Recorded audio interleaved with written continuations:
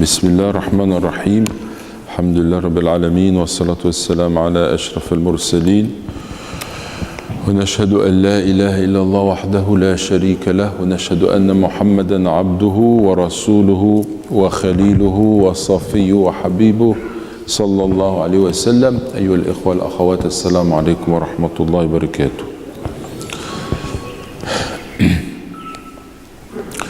Quand on réfléchit à la question de l'engagement des jeunes, on peut dire que les jeunes, alhamdulillah, sont ceux qui peuvent vraiment porter le fardeau de l'islam aujourd'hui, puisque très souvent, ils ont des cœurs qui sont déterminés quand ils s'engagent, et ils sont aussi prêts à donner beaucoup pour la noble cause de l'islam.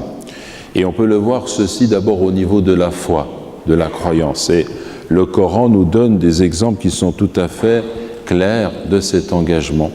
Par exemple, vous connaissez l'histoire de Ahl al-Kahf dans la sourate 18, où il est question de jeunes gens qui se sont démarqués de leur peuple idolâtre et à qui Dieu a réservé un destin tout à fait exceptionnel.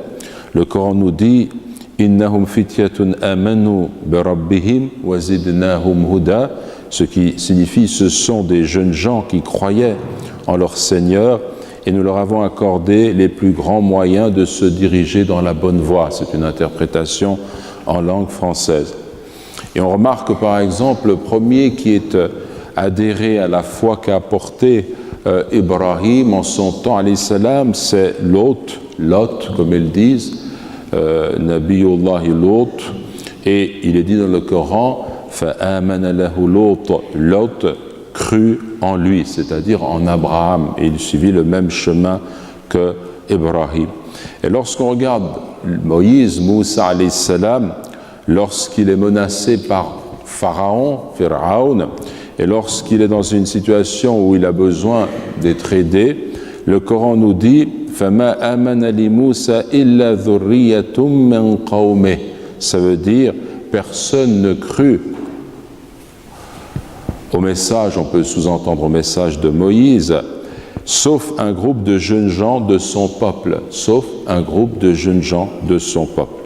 Et on sait, avant cela, bien entendu, quel a été le rôle, l'engagement du prophète Abraham, alayhi salam, qui, en fait, avec son fils Ismaïl, et donc Abraham a été éprouvé quand il était jeune puisqu'il a rejeté les idoles qui l'ont menacé, vous connaissez cette histoire, et qu'il a cru, il s'est tenu fermement au monothéisme. Et puis plus tard son fils, lorsque Abraham lui annonce qu'il l'a vu en rêve en train de l'immoler, il accepte ce que son père doit faire et il se soumet à la volonté de Dieu. Tous deux se soumettent à la volonté d'Allah, et donc cela vous montre que au niveau de ces jeunes gens, il y avait cette foi qui était très forte, et cela ne dépendait pas de leur âge, mais cela dépendait de leur destin et de leur volonté qui était très forte. Vous avez également le compagnon Saad ibn Abi Waqqas, si on prend maintenant d'autres exemples relativement plus récents, qui lui s'est converti à l'islam, et sa mère, quand il s'est converti à l'islam, n'acceptait pas la chose, comme vous le savez, et elle a décidé de ne rien manger en lui disant « je ne vais rien manger, on dira que tu es celui qui a tué sa mère ». Et alors le jeune Saad ibn Abi Waqqas radiallahu anhu lui a dit « je jure par Dieu que si tu avais 100 âmes, donc 100 vies, et qu'elles quittaient ton corps l'une après l'autre, c'est-à-dire si tu mourais 100 fois de faim devant moi, je ne quitterai pas la religion de Muhammad sallallahu alayhi wa sallam ». Donc cela signifie qu'il était déterminé dans sa foi, et là il s'agit d'une rupture avec qui? Avec sa mère qu'il aimait beaucoup. La tradition rapporte qu'il avait un lien très fort avec sa mère, mais lorsqu'il s'est converti à l'islam, celle-ci l'a menacé ainsi. Alors elle a jeûné un jour, 2 jours, et puis ensuite, enfin au bout d'un certain temps, elle a arrêté parce qu'elle a vu quelle était la détermination de son fils. Vous avez également l'exemple de l'imam Ali, radiallahu anhu, qui fut le premier jeune homme à croire en notre prophète Muhammad sallallahu alayhi wa sallam, et qui allait secrètement prier aux alentours de la Mecque avec le prophète. Et lorsque plus tard son père Abu Talib lui demanda « Oh mon enfant, quelle est donc cette religion que tu suis? Ali répondit, radiallahu anhu, ô mon cher père, je crois en Dieu, en le messager de Dieu, et je crois à ce qu'apporte Mohammed. Je prie Dieu avec lui et je le suis. Alors Abu Talib, alors qu'il était polythéiste, a répondu, il ne t'invitera qu'au bien, tiens-toi donc à ses côtés. Donc vous voyez mes frères et sœurs en islam que par ces exemples, on voit des jeunes gens qui sont déterminés dans la foi. Et ça, ce sont des modèles qui, pour nous montrent quel est le chemin que l'on doit suivre. Un autre aspect concerne avec la foi le fait d'agir, le fait d'être dans l'action. Et le fait d'être dans l'action, on a aussi des modèles, des exemples historiques qui montrent comment les jeunes étaient engagés à ce niveau-là. Par exemple, Abdallah ibn Abi Bakr, lorsque son père a fui avec le prophète, sallallahu alayhi wa sallam, ils ont fui tous les deux, ils ont quitté la Mecque, ils sont allés s'installer dans une grotte pendant 3 jours avant de remonter du côté de Médine, en direction de Médine. Et alors, le jeune Abdallah récoltait les informations à la Mecque, apportait cela à son père. Et puis, il y avait un autre jeune homme appelé Amir, qui était l'esclave que Abu Bakr avait affranchi, qui venait avec ses moutons et qui revenait le soir, et ainsi les moutons effaçaient les traces de pas pour qu'on ne puisse pas suivre le fils de Abu Bakr quand il allait et venait. Et donc c'est un engagement qui est sérieux, qui est important parce que la menace était pesante, et cela ne concerne pas seulement les jeunes gens mais aussi les jeunes femmes. Par exemple, Asma bint Abi Bakr radiallahu anha aussi a refusé de dire à Abu Jahl quand il s'est présenté à elle, lui a demandé où est ton père quand il avait quitté la Mecque. Elle a refusé de répondre, disant qu'elle ne savait pas, et il l'a giflé fortement. Et là on voit aussi cette détermination qui est importante. Donc ça c'est la connaissance, la foi, l'action, et la troisième chose concernant ces jeunes gens, c'est aussi la connaissance. Si je prends maintenant la notion de cette connaissance, on peut voir que Abdallah ibn Abbas radiallahu anhuma était quelqu'un qui était fortement lié à son créateur, le cousin du prophète, et celui pour qui le prophète sallallahu alayhi wa sallam avait fait des invocations. Et un jour, il le serra fortement contre sa poitrine, donc le prophète serre son jeune cousin contre sa poitrine et il dit « Ô grand Dieu, enseigne-lui la sagesse, alimhu el-hikma ». Et dans une version, el-kitab, enseigne-lui le livre. Et c'est pour cela que Abdallah ibn Abbas est devenu un interprète fameux et célèbre du Coran. Et Omar recevait Abdallah ibn Abbas dans son groupe, le groupe des vieillards qui étaient les anciens croyants. Et parmi ces vieillards, certains s'étaient étonnés. On a des enfants qui ont son âge, des petits-fils qui ont son âge. Pourquoi est-ce qu'il est là assis parmi nous? Et en fait, parce que bien entendu, Abdallah ibn Abbas se distinguait par ce savoir précisément. Et un jour, il a posé une question à ces vieilles personnes de la Mecque qui étaient autour de lui, donc Omar ibn al-Khattab, radiallahu anhu. Il leur a dit, qu'est-ce que vous dites, comment est-ce que vous comprenez le verset coranique qui dit « Idha ja'a nasrullahi wal fath » lorsque vient ou viennent le secours de Dieu et la victoire. Alors, ils ont répondu, nous avons reçu l'ordre de louer Dieu et de lui demander pardon lorsqu'il nous accorde son secours et la victoire. Donc, s'il y a le secours, la victoire, fasabbah bihamdi rabbika wastaghfirhu innahu kana tawwaba. Donc, cette parole de cette sourate, elle était connue de cette façon. Et ensuite, d'autres se turent. Parmi les compagnons, il y en a qui n'ont rien dit, qui se sont tus sur cette question-là. Et ensuite, Omar s'est tourné du côté de Abdallah ibn Abbas et lui dit « Qu'est-ce que tu en dis? Comment est-ce que tu comprends ce verset ?» Et Abdallah a dit « Je dis que c'est le terme de la vie du messager de Dieu.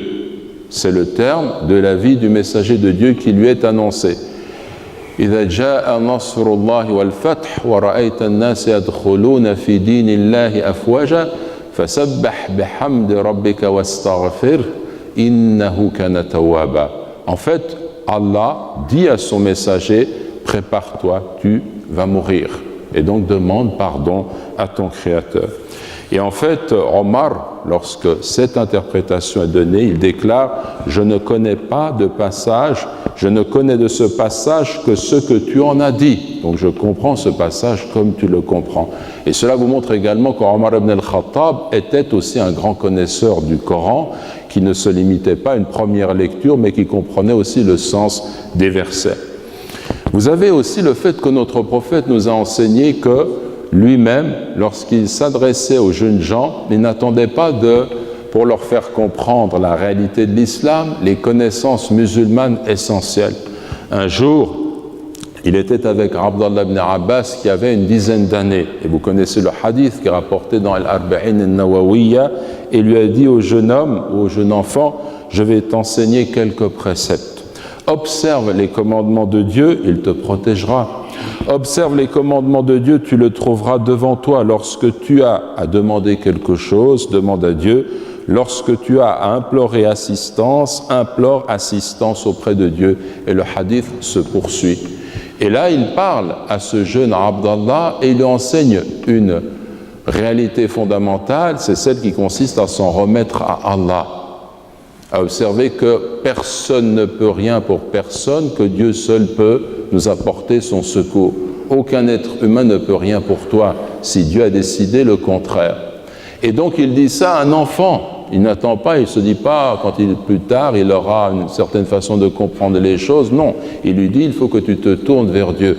Il éduque cet enfant pour le libérer des chaînes de l'ignorance, comme celle qui consiste précisément à être soumis en tant que créature à la créature, alors que Dieu nous éduque pour que nous nous soumettions à lui seul, subhanahu wa ta'ala, le sens de la libération au niveau du monothéisme.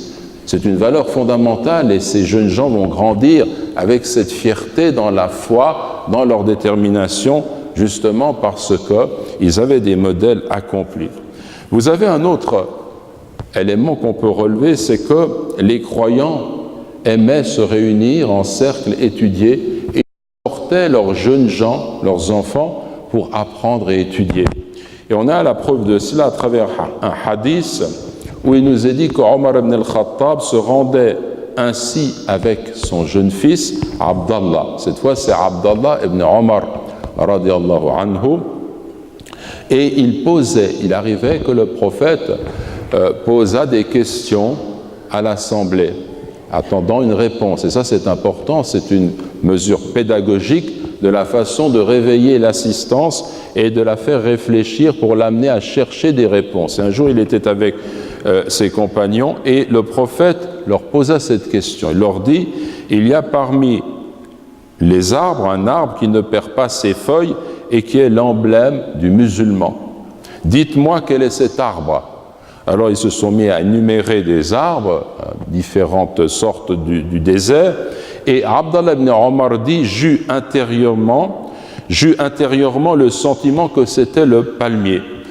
Mais Abdallah ajoute, j'ai honte de m'exprimer. Donc il est jeune, au milieu de ces adultes, il a honte de s'exprimer, il ne dit pas c'est le palmier. Et ensuite le messager de Dieu dit, sallallahu alayhi wa sallam, le palmier. Et Abdallah poursuit et dit, par la suite, j'ai informé mon père, Omar ibn al-Khattab, de ce qui m'était venu à l'esprit. Et dans une version du hadith, il est dit que Omar, radiallahu anhu, a dit, si tu l'avais dit, cela m'aurait été plus cher que de posséder des chameaux rouges. Les chameaux rouges, c'était le bien le plus précieux qu'on pouvait posséder alors, pour lui dire que j'aurais aimé que tu dises cette parole, certainement pour que le messager de Dieu invoque Dieu en faveur de Abdallah, qu'il demande pour lui que sa science augmente et qu'il puisse ainsi prospérer du fait de la bénédiction de l'invocation du prophète ou pour une autre raison, wallahu a'la wa a'la.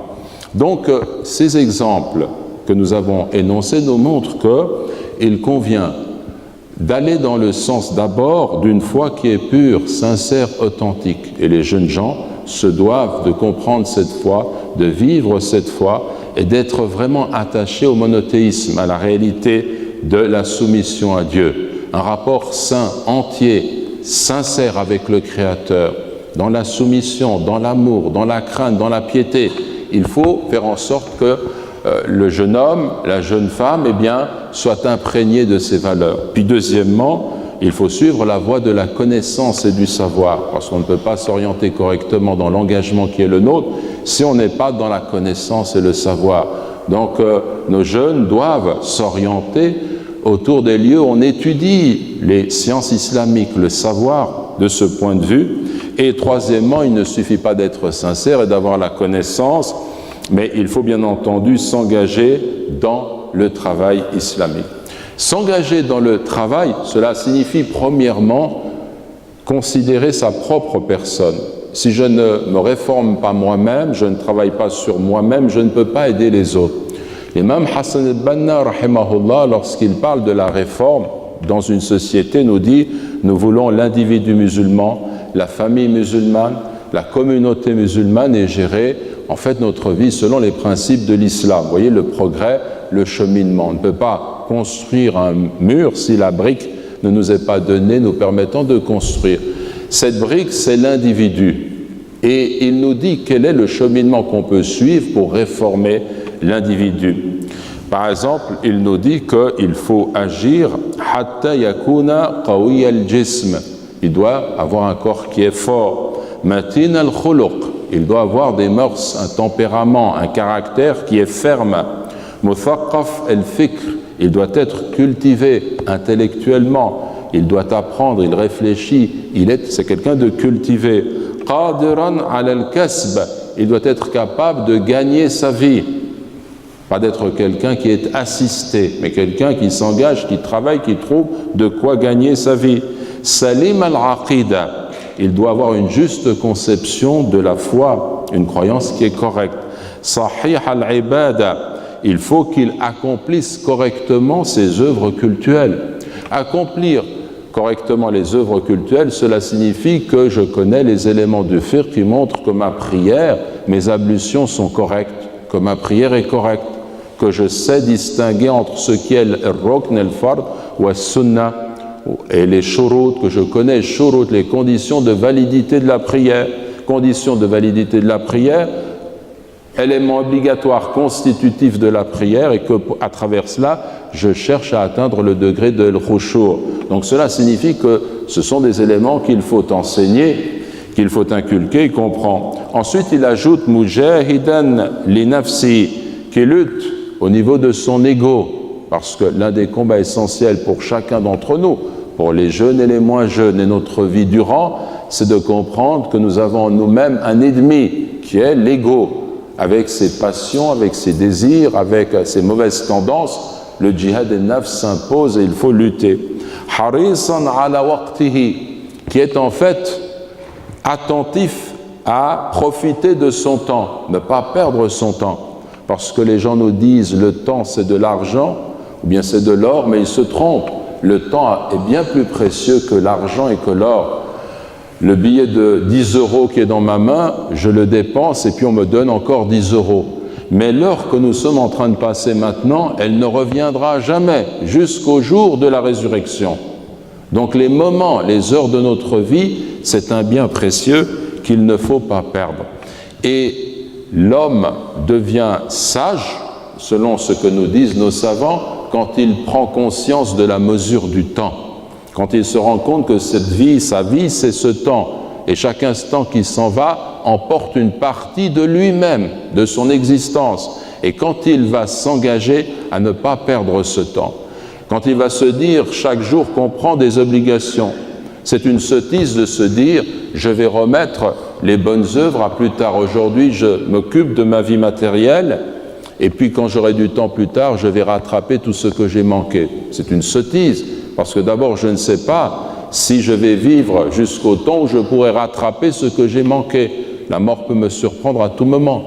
Et parce qu'ensuite, si aujourd'hui j'ai des obligations, demain j'aurai des obligations dans le temps même et je ne pourrai pas, je pourrais rattraper certaines choses, mais il y a d'autres qui sont définitivement perdues parce que je ne peux pas les ajouter à un temps qui est déjà là et qui réclame d'autres obligations, d'autres engagements. Donc ce qui est passé pour certaines choses est perdu.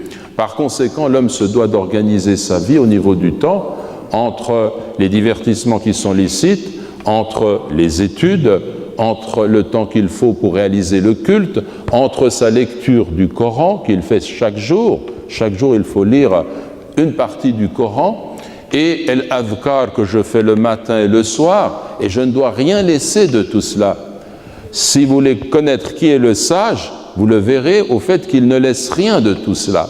S'il a une habitude, eh bien il ne laissera pas cette habitude. On le voit à travers d'ailleurs le comportement de notre prophète sallallahu alayhi wa sallam. Quand à la prière de Dhuhr, il est pris par des délégations qui viennent, des invités si vous voulez, et le temps du Asr revient, il dirige la prière du Asr, et ensuite il retourne chez lui et il va rattraper la sunna après le Dhuhr. Et ça c'est un hadith authentique. Donc vous voyez, il ne laisse rien de ce qu'il doit faire, ce qu'il a pris l'habitude de faire. Et ça c'est une marque de compréhension de la valeur du temps qui nous est donné.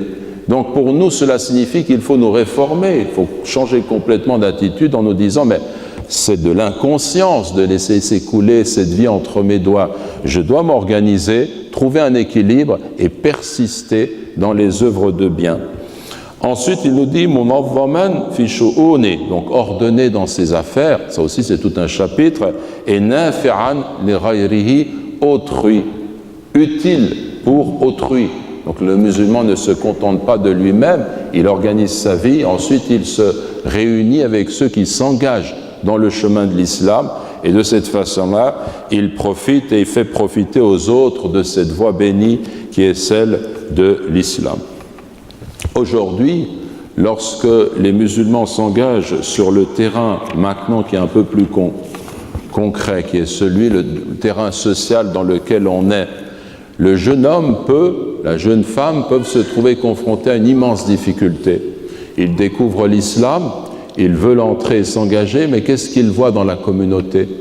Ils voient une communauté où règne très souvent la division, où il y a des tendances, où certains se définissent musulmans par rapport à des appartenances, des origines, une façon de comprendre le travail islamique, selon tel ou tel mouvement. Alors si on a les différences au niveau des mouvements, de l'engagement, on a des différences au niveau des provenances, on a des différences au niveau des mentalités, on a le conflit de génération entre les anciens qui ne lâchent pas prise et les nouveaux qui veulent tout prendre alors qu'ils n'ont pas l'expérience requise, on ne va jamais s'entendre.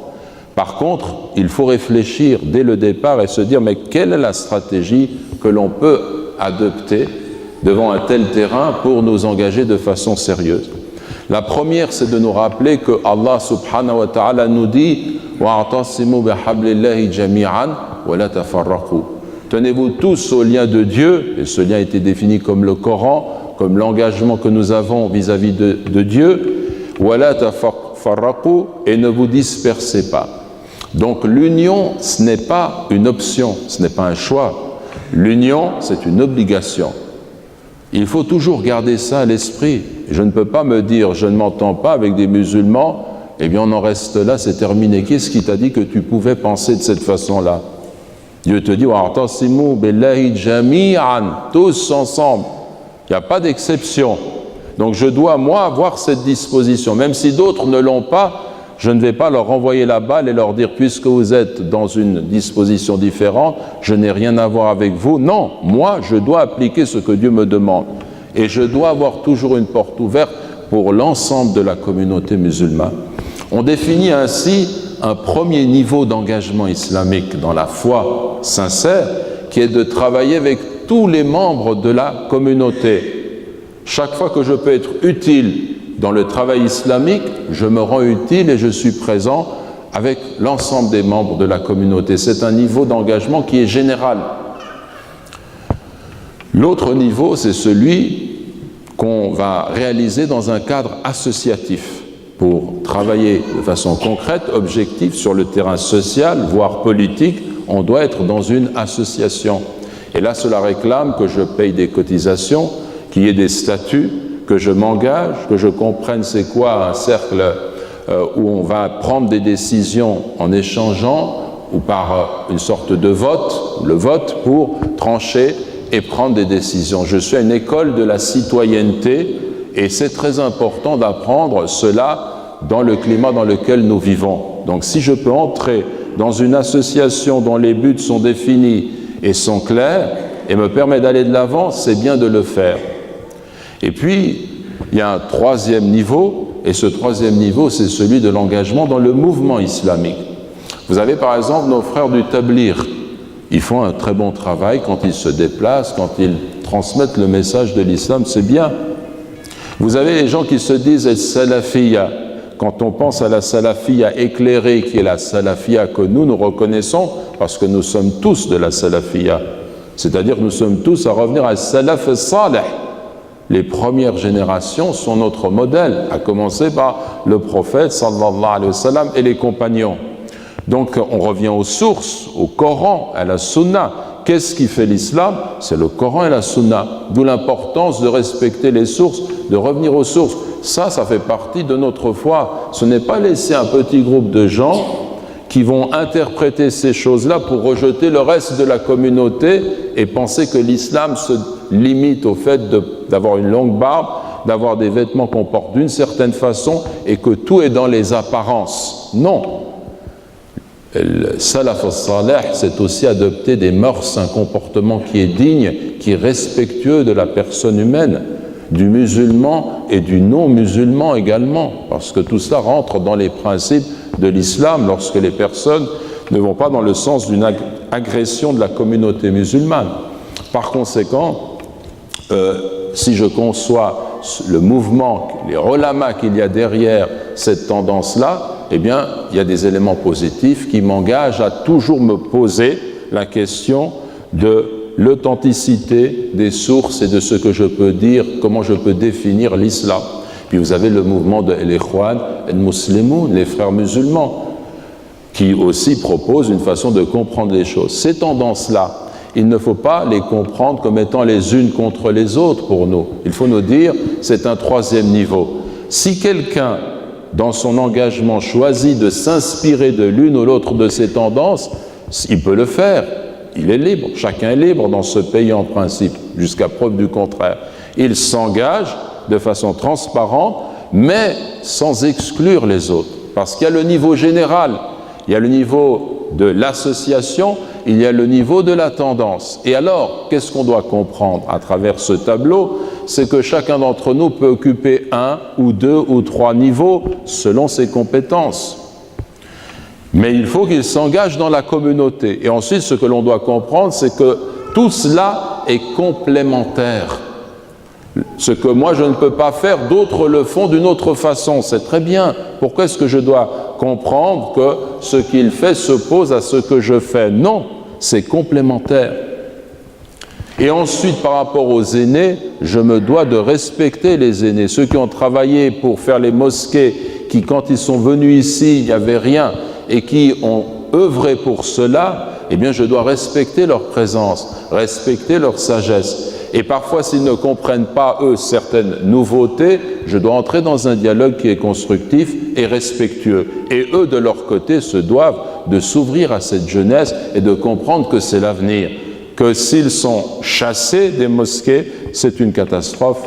Ce n'est pas la solution, ce n'est pas ce que Dieu demande. Donc vous voyez que finalement, à travers ce bref exposé, je ne veux pas aller trop loin, j'ai simplement voulu vous dire que pour la jeunesse, on a un terrain d'action, un champ d'action qui se présente à nous qui est très important. D'abord, approfondir tout ce qui relève de la piété, de la foi. Ensuite, deuxièmement, approfondir nos connaissances. Troisièmement, nous engager sur un terrain en étant optimiste. Pourquoi le musulman est optimiste? Parce qu'il travaille pour Allah et Dieu peut tout. Celui qui est avec Dieu ne peut pas perdre. Il ne perd jamais s'il est vraiment avec son Créateur, puisque Dieu est avec lui. Donc cela signifie qu'on doit être absolument optimiste. Il faut cesser de regarder les autres et d'avoir cette vue négative qui consiste à juger tout le monde et à oublier une personne au milieu de tout le monde, soi-même. Il y a quelque temps, quand mon père était encore vivant, Allah yarhamu, le docteur Saïd Ramadan, qui a été un des disciples de l'imam Hassan al-Banna, qui a épousé sa fille. Et donc, mon père il avait écrit un texte qui s'appelle « Ent », toi. « Ent », toi. Et dans ce texte, il m'avait demandé de le traduire, je l'ai traduit, et puis finalement il a été publié, il a accepté qu'il soit publié à l'époque. Et en fait, ce texte, il comprend au début un élément qui est très très intéressant. Il raconte une histoire, il raconte une fable. Il y avait un roi qui voulait éprouver l'amour de son peuple. Ce roi voulait savoir est-ce que son peuple l'aime vraiment. Et il a mis au sommet d'une colline élevée un immense récipient, très très grand, géant.